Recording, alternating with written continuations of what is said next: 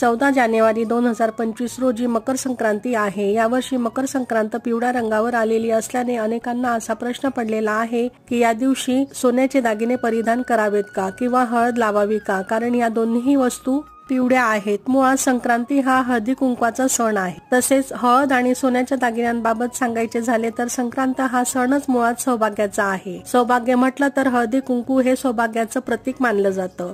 हळदी कुंकवाच्या सणाला हळद लावली नाही तर कसं बरं होणार, कारण संक्रांतीच्या दिवशी जो महत्वाचा कार्यक्रम महिला वर्ग करत असतात तो म्हणजे हळदी कुंकवाचा। यासाठीच संक्रांतीला विशेष महत्व आहे। तर यंदा संक्रांती देवीने पिवळे वस्त्र परिधान जरी केलेले असले तरी हळद लावण्यावर कुठलेही बंधन नाही। एकमेकांना हळद आपण लावू शकतो। तसेच सोन्याचे दागिने देखील आपण परिधान करू शकतो, कारण तो दागिना आहे, कपडे नाहीत। आणि दागिने म्हटले की ते 16 शृंगारांपैकी एक आहे। तसंच दागिन्यांशिवाय महिलांचा शृंगार अपूर्ण मानला जातो।